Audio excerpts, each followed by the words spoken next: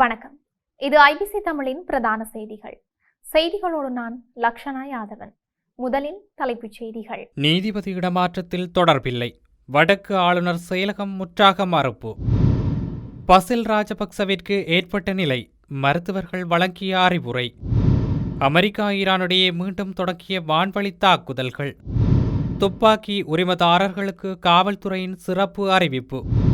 கொழும்பில் வாடகை கார் சாரதி அச்சுறுத்தல், புலனாய்வுக்குழு விசாரணையில் சிக்கிய நபர். பிரதியமைச்சர் சுகத் திலகரத்னவின் சமூக வலைதள பதிவு அரசியல் நிலைப்பாட்டின் வெளிப்பாடா? ரஷ்ய எண்ணெய் கப்பலை நடுக்கடலில் சிறைப்பிடித்து அதிரடி காட்டிய பிரெஞ்சு கடற்படை. வவுனியாவில் 10 கோடிக்கு மேற்பட்ட பணத்துடன் வர்த்தகர் குடும்பத்துடன் தலைமறைவு. தொடர்பான விரிவான செய்திகள்.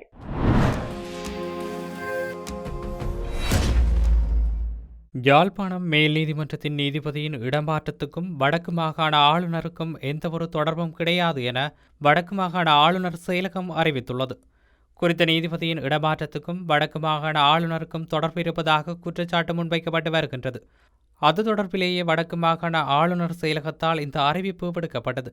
இது தொடர்பில் சமூகத்தில் எழக்கூடிய தேவையற்ற ஊகங்களை தவிர்க்கும் பொருட்டும் உண்மை நிலைமையை பொதுமக்களுக்கு தெளிவுபடுத்தும் வகையிலுமே ஆளுநர் செயலகத்தால் இந்த அறிவிப்பு வெளியிடப்படுகின்றதாக ஆளுநர் செயலகத்தால் தெரிவிக்கப்படுகின்றது. முன்னாள் நாடாளுமன்ற உறுப்பினர் பசில் ராஜபக்ச தற்போது உடல்நலக்குறைவால் பாதிக்கப்பட்டுள்ளதாகவும் விமான பயணத்தை தவிர்க்குமாறும் மருத்துவர்கள் அவருக்கு அறிவுறுத்தியுள்ளதாகவும் முன்னாள் நாடாளுமன்ற உறுப்பினர் லக்ஷ்மன் யாப்பா அபிவர்த்தன தெரிவித்துள்ளார். பசில் ராஜபக்ச தற்போது பல மணி நேரங்களுக்கு விமான பயணத்திற்கு தகுதியற்றவர் என்பதை மருத்துவ அறிக்கைகள் தெளிவுபடுத்தியுள்ளதாக முன்னாள் நாடாளுமன்ற உறுப்பினர் லக்ஷ்மன் யாப்பா அபிவர்த்தன குறிப்பிட்டுள்ளார். பசில் ராஜபக்சவின் உடல்நிலை காரணமாக அவரது பயணத்திற்கான பொறுப்பை ஏற்க விமான நிறுவனங்கள் கூட தயாராக இல்லை என்றும் அவர் தெரிவித்தார். வழக்கமாக ஒரு நீதிமன்றத்தில் முன்னிலையாக தவறும் போது பிடியாணை பிறப்பிப்பது ஒரு சாதாரண நடைமுறையாகும். மேலும் பசில் ராஜபக்ச குணமடைந்தவுடன் திரும்புவதற்கு தயாராக இருக்கிறார் என்றும் லக்ஷ்மன் யாப்பா அபிவர்த்தன தெரிவித்தார். நேற்று நடைபெற்ற செய்தியாளர் சந்திப்பின் போது முன்னாள் நாடாளுமன்ற உறுப்பினர் லக்ஷ்மன் யாப்பா அபிவர்த்தன மேற்கண்டவாறு தெரிவித்துள்ளார். அமெரிக்கா மற்றும் ஈரானிடையே மீண்டும் வான்வழி தாக்குதல்கள் தொடங்கியுள்ளன. இருதரப்பும் ஹோர்முஸ் நீரிணை அருகே உள்ள இராணுவ இலக்குகளை தாக்கியதாக கூறின. அமெரிக்க இராணுவத்தின் மத்திய கட்டளை மையமான சென்ஹாம் இது தொடர்பாக கூறும்போது ஈரானின் கோருக் மற்றும் கெம்ஸ் தீவு பகுதிகளில் உள்ள ட்ரேடர் அமைப்புகள் மற்றும் ட்ரோன்களுக்கான கட்டளை மற்றும் கட்டுப்பாடு மையங்கள் மீது தற்காப்பு நடவடிக்கையாக தாக்குதல் நடத்தப்பட்டது என தெரிவித்தது. மறுபுறம் ஈரானின் இஸ்லாமிய புரட்சிகர காவற்படை பதிலடி நடவடிக்கையாக அமெரிக்க படைகள் பயன்படுத்திய ஒரு விமான தளத்தை தாக்கியதாக கூறியது. ஆனால் இந்த தாக்குதல் எங்கு நடத்தப்பட்டது என்பதை குறிப்பிடவில்லை. சுய பாதுகாப்பிற்காக அனுமதி பெற்று துப்பாக்கிகளை வைத்திருக்கும் உரிமதாரர்களின் துப்பாக்கிகள் தொடர்பாக காவல்துறை ஓர் அறிவிப்பை வெளியிட்டுள்ளது. அதன்படி 2026ஆம் ஆண்டிற்கான துப்பாக்கி உரிமங்களை புதுப்பிக்கும் போது அனைத்து உயிர்காக்கும் துப்பாக்கி உரிமதாரர்களும் உரிமம் வழங்கப்பட்ட நாளிலிருந்து அரை வருடம் கழித்து துப்பாக்கியை அருகிலுள்ள காவல் நிலையத்தில் ஒப்படைத்து துப்பாக்கியின் செயற்பாடு மற்றும் அதன் எண் ஆகியவை உரிமத்தில் உள்ள எண்ணுடன் பொருந்துகின்றன என்பதற்கான சான்றிதழை பெறுமாறு அறிவுறுத்தப்படுகிறார்கள். காவல்துறை தலைமை ஆய்வாளர் அனைத்து காவல் நிலைய பொறுப்பாளர்கள் மற்றும் மூத்த அதிகாரிகளுக்கு மேலே குறிப்பிட்டபடி இனிமேல் ஒவ்வொரு அரை வருடத்திற்கும் ஒரு முறை உயிர்காக்கும் துப்பாக்கி உரிமதாரர்களின் துப்பாக்கிகள் மற்றும் உரிமங்களை பரிசோதித்து உரிய சான்றிதழை வழங்கி தேவையான நடவடிக்கைகளை எடுக்குமாறு அறிவுறுத்தியுள்ளார். அதன்படி 2026ஆம் ஆண்டிற்கான தங்களது உயிர்காக்கும் துப்பாக்கி உரிமங்களை புதுப்பித்துள்ள அனைத்து உரிமதாரர்களும் உரிமம் பெற்று அரை வருடம் கடந்த பிறகு துப்பாக்கியை அருகிலுள்ள காவல் நிலையத்தில் ஒப்படைத்து அதன் செயற்பாடு மற்றும் எண் ஆகியவை உரிமத்தில் உள்ள எண்ணுடன் பொருத்துகின்றன என்பதற்கான சான்றிதழை பெறுமாறு இதன் மூலம் கேட்டுக்கொள்ளப்படுகிறார்கள். கொழும்பு வெலிக்கடை பகுதியில் வாடகை கார் சாரதியொருவரிடம் பணம் கொள்ளையடிக்கப்பட்ட சம்பவத்துடன் தொடர்புடைய சந்தேக நபர் ஒருவர் கைது செய்யப்பட்டுள்ளார். சம்பவம் தொடர்பான காணொளி சமூக ஊடகங்களில் பரவலாக பரவியதை அடுத்து காவல்துறையினர் சந்தேக நபரை கைது செய்துள்ளனர். இந்த சம்பவம் கொழும்பின் வெலிக்கடை பகுதியில் கடந்த மே 29ஆம் தேதியன்று நடைபெற்றுள்ளது. இதனையடுத்து முன்னெடுக்கப்பட்ட விசாரணைகளில் சம்பவத்துடன் தொடர்புடையவர் என நம்பப்படும் சந்தேக நபரை காவல்துறையினர் அடையாளம் கண்டு கைது செய்துள்ளனர். இதேவேளை கொள்ளையில் ஈடுபட்ட மற்ற நபர்களை கைது செய்வதற்கான மேலதிக விசாரணைகளை நடத்த 2 புலனாய்வு குழுக்கள் அனுப்பப்பட்டுள்ளதாகவும் காவல்துறையினர் தெரிவித்துள்ளனர். விளையாட்டு பிரதி அமைச்சரும் முன்னாள் தேசிய ஓட்டப்பந்தய வீரருமான சுகத் திலகரத்ன 30ஆம் தேதி சமூக ஊடகங்களில் பதிவிட்டுள்ள ஒரு பதிவு சமூக வலைதளங்களில் பேசும் பொருளாக மாறியுள்ளது. அவரது உத்தியோகபூர்வ முகநூல் கணக்கில் பதிவிடப்பட்டுள்ள அந்த குறிப்பில் ஒரு சில பதவிகள் கிடைக்கப்பெறுவதால் முன்பு இருந்ததையும் இழக்க நேரிடுகிறது என்று குறிப்பிட்டுள்ளார். இலங்கை இதுவரை உருவாக்கிய மிகச்சிறந்த ஓட்டப்பந்தய வீரர்களில் ஒருவராக கருதப்படும் சுகத் திலகரத்ன 2024 பொதுத் தேர்தலுக்கு பிறகு முதன்முறையாக நாடாளுமன்ற அரசியலில் நுழைந்து பின்னர் விளையாட்டுத்துறை பிரதியமைச்சராக நியமிக்கப்பட்டார். இருப்பினும் அவர் சமீப காலங்களில் அரசியல் விவகாரங்களில் ஓரளவு விரக்தியடைந்துள்ளதாகவும் நாடாளுமன்ற உறுப்பினர் பதவியை விலகல் செய்துவிட்டு வெளிநாடொன்றில் குடியேற தயாராகி வருவதாகவும் பல்வேறு வதந்திகள் சமூக ஊடகங்களிலும் அரசியல் களத்திலும் பரவி வருகின்றன.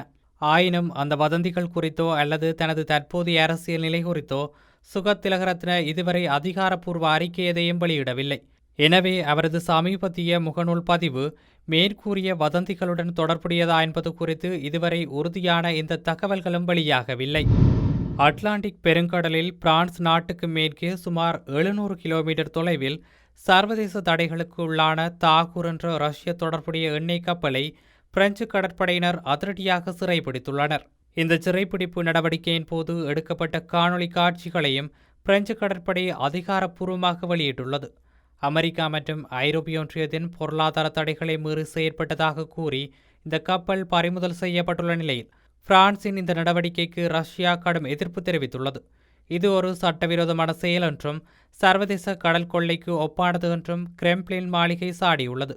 இதற்கிடையில் பாரிஸில் உள்ள ரஷ்ய தூதரகம் சிறைப்பிடிக்கப்பட்ட கப்பலிலிருந்த தங்களது நாட்டு மாலுமிகள் மற்றும் குடிமக்களின் நிலை குறித்த முழுமையான தகவல்களை உடனடியாக வழங்குமாறு பிரெஞ்சு அரசிடம் வலியுறுத்தியுள்ளது. இந்த சம்பவம் இரு நாடுகளுக்கும் இடையேயான ராஜதந்திர உறவில் மேலும் விரிசலை ஏற்படுத்தியுள்ளது.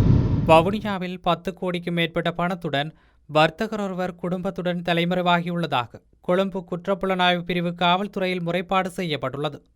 வவுனியா குட்சட் வீதி அம்மா பகவான் ஒழுங்கையில் வசித்து வந்த கௌரி ஜுவல்லர்ஸ் எனும் பெயரில் நகைக்கடை நடத்தி வந்த வர்த்தகரே 10 கோடி ரூபாய்க்கு மேற்பட்ட பணத்தை பல வர்த்தகர்களிடம் கடனாக பெற்றுக்கொண்டு குடும்பத்துடன் நாட்டை விட்டு தப்பிச் சென்றுள்ளார். இது தொடர்பில் பாதிக்கப்பட்ட நகைக்கடை உரிமையாளர் ஒருவர் கொழும்பு குற்றப்புலனாய்வு பிரிவின் காவல்துறையில் முறைப்பாடு செய்துள்ளார்.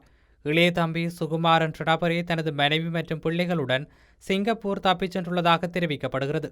குறித்த நபர் கடந்த 15 வருடங்களுக்கு மேலாக வவுனியாவில் பல நகைக்கடைகளுக்கு நகைகளை விநியோகம் செய்து வந்ததுடன் நகைக்கடைகளுடன் கொடுக்கல் வாங்கல் செயற்பாடுகளிலும் ஈடுபட்டு வந்திருந்தார். இவர் தொடர்பில் தகவல் தெரிந்தோர் கொழும்பு குற்றப்புலனாய்வு பிரிவு காவல்துறைக்கோ அல்லது 0774101802 எனும் தொலைபேசி இலக்கத்துக்கோ தொடர்பு கொள்ளுமாறும் தெரிவிக்கப்பட்டுள்ளது. இது தொடர்பான மேலதிக விசாரணைகளை கொழும்பு குற்றப்புலனாய்வு பிரிவு காவல்துறையினர் முன்னெடுத்துள்ளனர். செய்திகளின் நிறைவாக மீண்டும் தலைப்புச் செய்திகள். நீதிபதி இடமாற்றத்தில் தொடர்பில்லை, வடக்கு ஆளுநர் செயலகம் முற்றாக மறுப்பு. பசில் ராஜபக்சவிற்கு ஏற்பட்ட நிலை, மருத்துவர்கள் வழங்கிய அறிவுரை. அமெரிக்கா ஈரானிடையே மீண்டும் தொடங்கிய வான்வழி தாக்குதல்கள். துப்பாக்கி உரிமதாரர்களுக்கு காவல்துறையின் சிறப்பு அறிவிப்பு. கொழும்பில் வாடகை கார் சாரதி அச்சுறுத்தல், புலனாய்வுக்குழு விசாரணையில் சிக்கிய நபர். பிரதியமைச்சர் சுகத் திலகரத்னவின் சமூக வலைதள பதிவு அரசியல் நிலைப்பாட்டின் வெளிப்பாடா? ரஷ்ய எண்ணெய் கப்பலை நடுக்கடலில் சிறைப்பிடித்து அதிரடி காட்டிய பிரெஞ்சு கடற்படை.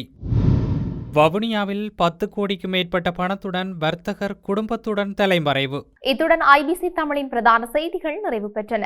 செய்திகளை உடனுக்குடன் அறிந்து கொள்ள ஐபிசி தமிழ் என்ற எமது யூடியூப் பக்கத்தினூடாக இணைந்திருங்கள். வணக்கம்.